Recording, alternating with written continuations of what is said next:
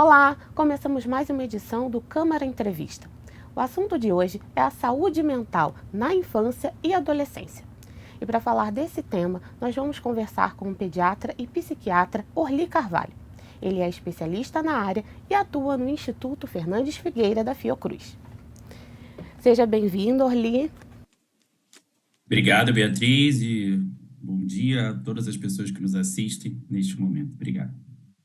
Para começar, eu queria apresentar uma pesquisa que foi divulgada pelo IBGE. Essa pesquisa revelou que 8,5% dos estudantes afirmam ter considerado que a vida não valia a pena ser vivida nos 30 dias anteriores à pesquisa. E também que 32% relataram ter sentido vontade de se machucar propositalmente nos 12 meses anteriores. Esses são alguns dados preocupantes, acendem um alerta. Então, eu queria que você explicasse quais fatores podem explicar esses dados tão expressivos.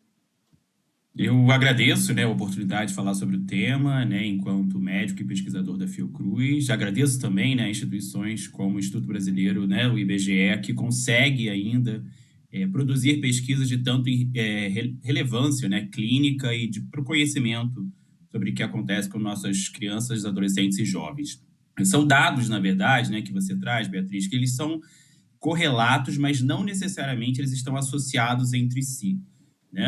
Então, assim, eu posso pensar que há uma desesperança com ideação suicida passiva, quando fala que esses 8,5% dos estudantes afirmam que a vida não valia a pena, mas quando eu falo desses que têm vontade de se machucar, isso não necessariamente está associado à vontade de perder a vida.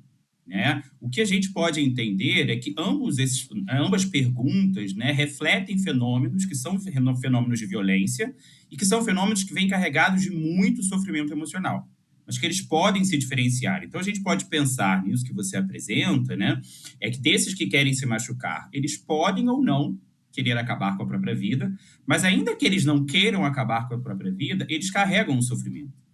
Se diante daquele momento se machucar de alguma forma tem sido a principal opção, o principal caminho que esse jovem faz para consigo, ele está em sofrimento, ele está com alguma forma de desesperança.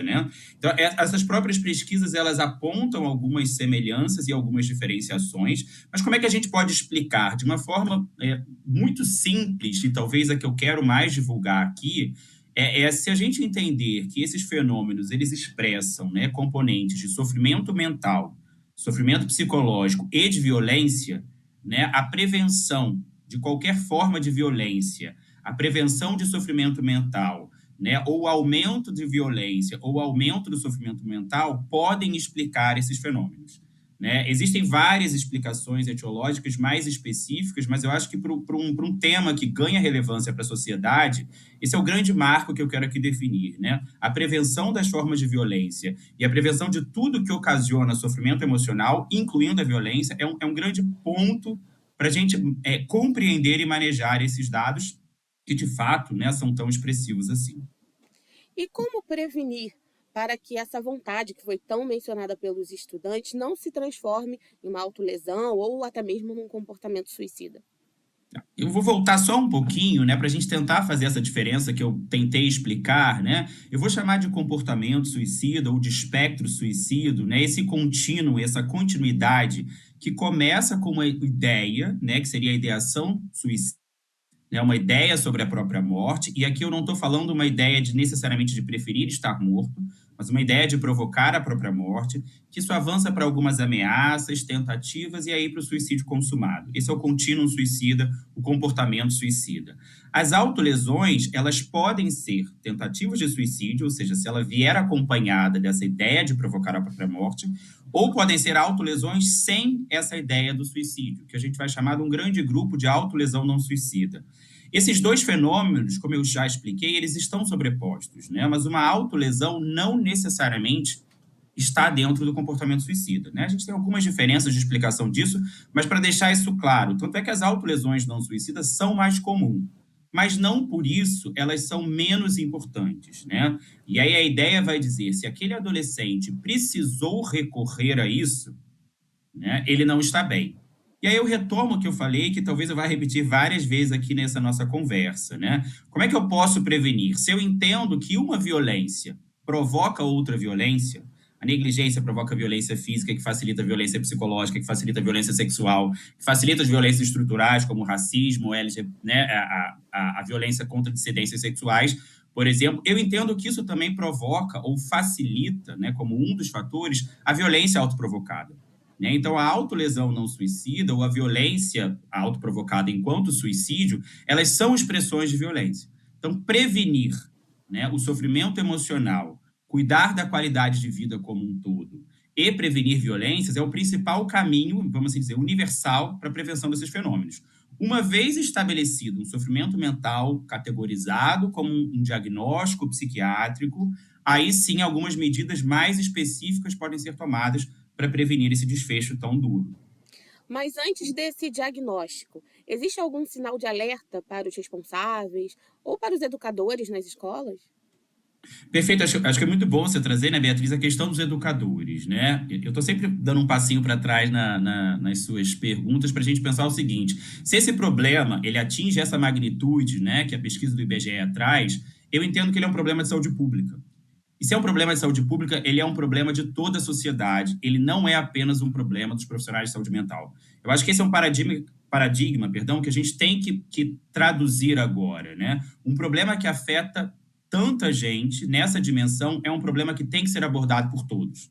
E aí a gente vai dizer não apenas família, não apenas profissionais de saúde e não apenas escola, né? Mas grupos religiosos, grupos desportivos, né? Organizações não governamentais, todas devem estar aí trabalhando para essa prevenção. Você já falou um pouco sobre a importância de tanto responsáveis, educadores, pessoas que trabalham com crianças, às vezes voltada ao esporte também, outras áreas, né? Tá toda a sociedade envolvida nesse tema. E quais são os sinais de alerta para as pessoas que trabalham com crianças e adolescentes para saberem identificar esses problemas? E também Então, eu quando acho que procurar ajuda, né? Importante dizer isso. Não só Isso, isso. identificar, mas quando existe esse sinal de alerta para procurar ajuda. Então, eu acho que sempre que a gente tem a possibilidade, né, diferentes atores sociais de acompanhar, né, uma continuidade da vida da criança e do adolescente, ou seja, o seu cotidiano, o seu dia a dia, e não só avaliações pontuais, como a gente acaba fazendo na saúde, a gente tem um grande trunfo que é perceber o que está acontecendo, perceber as diferentes nuances, né, as diferentes alterações que essa criança e esse adolescente vão apresentando. Então, ela gostava muito de fazer uma coisa, não está gostando mais, né? Ela está mais irritada para eventos ordinários do seu dia, ela está mais entristecida, está mais impaciente, né? Ela está menos preocupada com as suas vestimentas, né? Com seu autocuidado, está mais sonolenta ou sem sono, mudou o apetite, né? Não está conseguindo fazer os deveres e o treino, por exemplo, não está tão empenhada naquela prática religiosa como ela gostava. São expressões, né? Não específicas, mas são expressões que trazem uma sinalização que essa criança não está indo bem. E aí que esse acompanhamento diário ele é tão importante. Né? Claro que às vezes a gente vai conseguir identificar um fator muito importante. Né? O irmãozinho foi internado. E essa criança está mais triste. Mas isso está permanecendo, isso está perdurando, a gente chama atenção. Tá? Diante desse sinal de alerta, ou seja, essa criança não está bem, eu preciso me aproximar até ela, fazer perguntas ativas, né? Escolher espaços adequados e éticos para perguntar e também avançar em algumas perguntas. Né? Olha, eu sei que você não está bem, está triste, eu posso te ajudar, está acontecendo alguma coisa, você já pensou em fazer alguma coisa? Ou seja, e a partir dessas sinalizações, dessas alterações comportamentais, isso a gente não está traduzindo isso em um diagnóstico psiquiátrico, a gente está entendendo que essa criança não está de acordo com como ela vinha sendo, ela não está de acordo com o seu desenvolvimento e a sua inteligência. E aí eu posso observar, perguntar se está tudo bem e avançar até em algumas perguntas, né? Inclusive Essa se ela tem seria, pensado em fazer alguma coisa contra ela. essa seria a melhor forma de acolher. Sim, sem dúvida. E, além disso, quais são os caminhos para seguir diante de um cenário de autolesão, por exemplo, depois que identificou? Tá, eu acho que a primeira coisa, assim, existe uma autolesão e ela foi identificada, eu preciso, técnica e eticamente, perguntar se essa lesão não precisa de um cuidado clínico ou cirúrgico. Né? Pode ser uma lesão superficial, que você vai apenas lavar, mas pode precisar suturar, pode precisar fazer, né, um cuidado clínico, você pode ter que ir para uma emergência.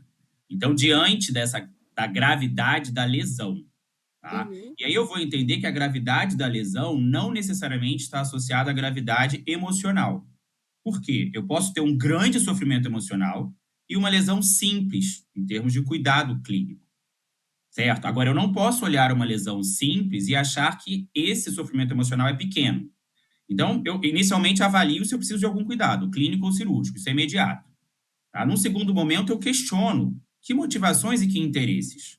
Inclusive, se diante daquilo foi uma raiva, se diante daquilo foi desesperança e raiva, até para eu entender se houve um intuito maior de acabar com a própria vida ou não. Né? Então, eu abordo inicialmente diante disso, acolhendo e buscando, né, medidas de proteção ambiental para isso. Né? Será que eu preciso pensar que essa criança dormir em outro lugar hoje?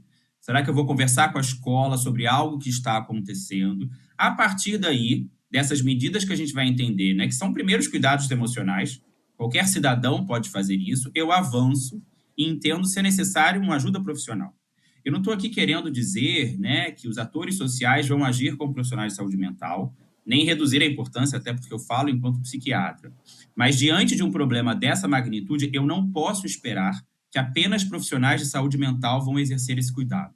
E a gente trabalha muito com esse conceito de primeiros cuidados emocionais, né, que a gente vai trabalhar em escola, em empresas, em clubes, é que diante de um sofrimento, qualquer adulto responsável pode acolher essa criança, ouvi-la, entender eticamente, não desqualificar o sofrimento, não ficar fazendo comparações, né, com outros pares ou ainda comparações geracionais, né, que é uma redução do sofrimento dessa criança, né, e isso vai facilitar muito essa primeira abordagem. E entender, né, que se eu tenho essa clareza, se houve ou não houve ideação suicida, eu já vou levar isso também para uma ajuda profissional. Agora, diante de uma autolesão, é importante, né, eu já procurar que profissionais de saúde assistem, seja pediatra, seja na atenção básica, né, informar também a escola, porque isso também requer uma notificação ao sistema de saúde. Você falou sobre sofrimento, né? E essa pesquisa do IBGE também revelou um percentual de adolescentes que declararam sofrer bullying, que aumentou de 23% em 2019 para 27,2% em 2024. Como o bullying pode afetar a saúde mental dos jovens?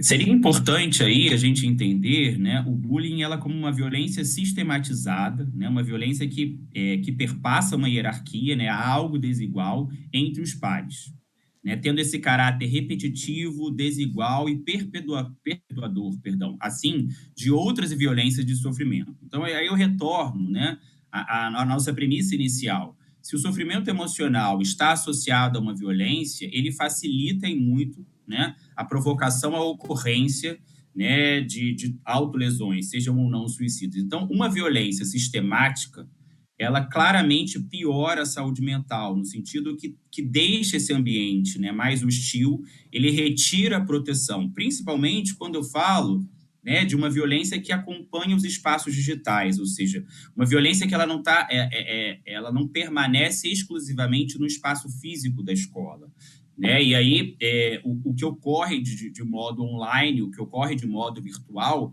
ela está muito amplificado, de forma que a criança perde, ou o adolescente, ou mesmo os jovens, perdem esses espaços de proteção. Então, a gente pode pensar que essa violência sistemática vai tirar a vontade dessa criança permanecer nesses espaços, o que por si só já traz a ela um maior isolamento, uma maior frustração, uma maior decepção consigo e uma amplificação de que essa violência o acompanha. Esse ambiente, né, que vai trazer uma hipervigilância, o medo da criança o tempo inteiro, afeta muito a sua saúde mental, né, diminuindo sua autoestima, dando a ela essas possibilidades de que algo ruim vai acontecer a cada momento. Em relação também aos espaços digitais, é possível criar um ambiente seguro para evitar o cyberbullying? Sim, e eu acho ótimo, né, quando você traz essa pergunta, acho que neste momento, né, quando a gente considera que o espaço digital, né, enquanto um espaço de sociabilidade, um espaço primariamente relacional, ele também precisa de regras e de acordos sociais, né? Se a gente pode estar aqui conversando graças a esse ambiente digital, mas existe também um acordo, né, entre nós dois aqui para que essa conversa, esse diálogo aconteça, né? E aí é muito importante que a gente não está falando de ferir ou de diminuir liberdades, mas, na verdade, de modular e organizar essa liberdade para o bem coletivo.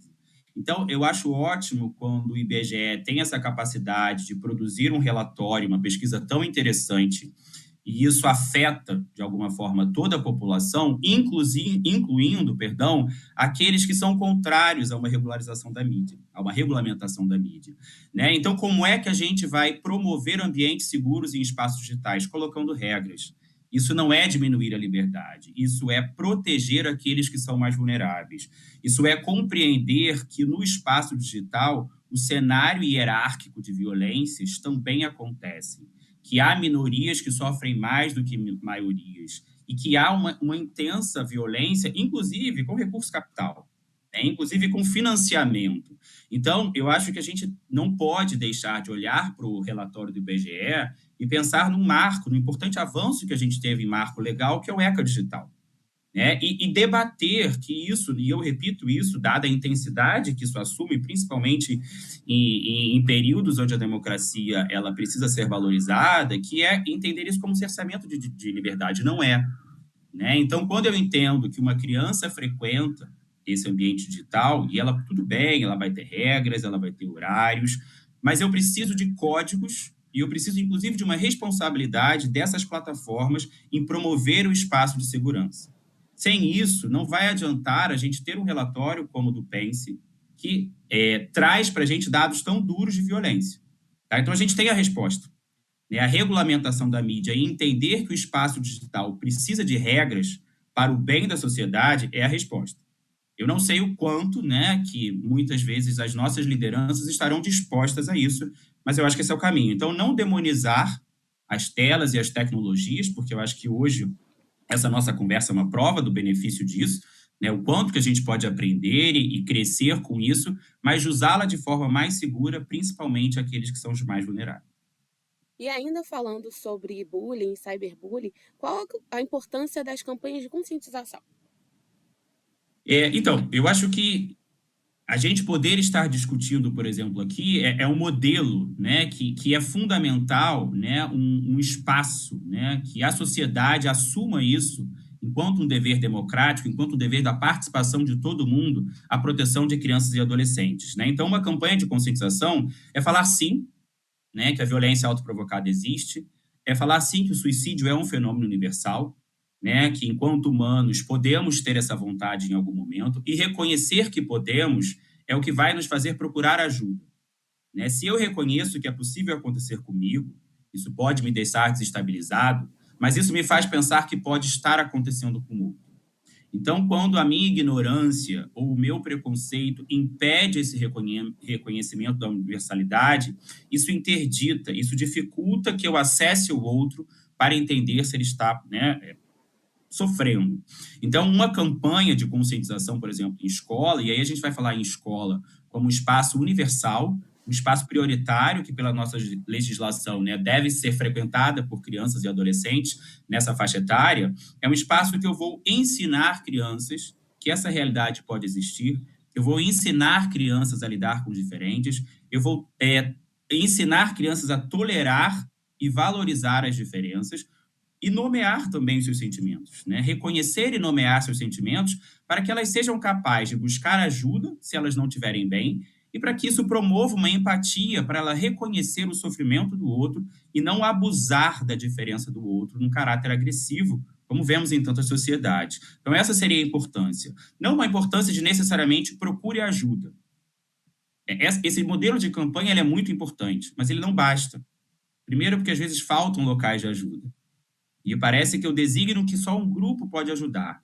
Mas o modelo que a gente mais precisa é o modelo de capacitar toda a sociedade a promover essa ajuda que é universal, que é para toda criança e adolescente. E ainda existe muito preconceito para falar sobre suicídio, né? Como que esse preconceito atrapalha a prevenção e o diálogo? Acho que como eu tentei começar a responder, né, eu acho que falar sobre o assunto é muito importante, né? E falar sobre o assunto, atenuando o tabu do suicídio, é também reconhecer, como eu aqui apresentei, a universalidade do tema. Quando a gente reconhece que é um fenômeno universal, ou seja, que todos podem pensar isso em algum momento, a gente se depara com uma realidade que às vezes a gente prefere evitar, né? Não à toa, diante de um caso de suicídio, muitas vezes o que se faz é buscar uma causa, principalmente uma causa que não passa pela minha história. Como se assim, eu estou imune a isso. E isso perpetua esse tabu que a gente não deve falar sobre o tema, que é perigoso falar sobre o tema. Quando eu reconheço essa humanidade, quando eu reconheço que a violência provocada no dia a dia pode provocar, que todas as pessoas podem sofrer, eu reconheço que eu posso fazer alguma coisa. Eu me capacito a entender que eu posso ajudar em diferentes graus de ajuda. Então, a capacitação profissional, o reconhecimento da universalidade do tema, né, o entendimento que trazer esse diálogo não é provocar, não é estimular o suicídio, e principalmente o entendimento que há elementos do nosso cotidiano, da nossa sociedade, que pioram a violência, que pioram a saúde mental. E, assim, eu posso, então, capacitar toda uma sociedade para reduzir essas desigualdades, para reduzir cenários que provocam sofrimento. Então, falar sobre isso, independente da época do ano, ela é fundamental, e principalmente entender que a prevenção das violências é uma grande forma de eu prevenir sofrimento emocional e, assim, prevenir o suicídio. Bom, nós estamos chegando ao final da nossa entrevista. Eu queria deixar esse espaço aberto para você acrescentar alguma informação sobre esse tema, também para explicar às pessoas que queiram saber mais como procurar.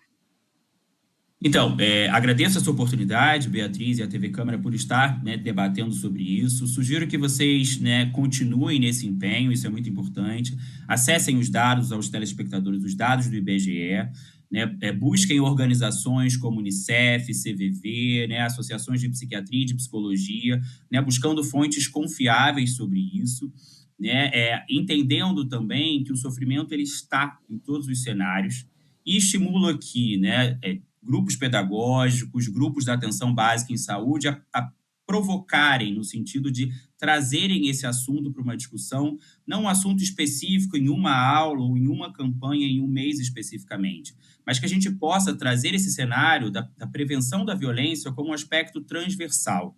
E diante do cenário, né, de maior sofrimento, que cada cidadão, que cada criança, adolescente, adulto ou idoso não se envergonhe em pedir ajuda. Busque um profissional de saúde, fale, e aos profissionais de saúde e professores, sejam sensíveis a perguntar, não tenham medo em perguntar, né? Num ambiente respeitoso, ético, protegido, considerando a inteligência, né, e a capacidade de desenvolvimento de cada um, mas pergunte se está tudo bem, se essa pessoa pensou em fazer algo contra a própria vida, se essa pessoa pensou em se machucar, porque esses fenômenos existem, né? E os dados do IBGE não estão superestimando. Uma vez feita a pergunta, ela foi respondida. Se nós perguntarmos, provavelmente nós veremos que isso pode estar acontecendo ao nosso redor, certo? Eu acho que é isso. Orli, muito obrigada pela sua participação. Obrigado. O Câmara Entrevista fica por aqui. Até breve.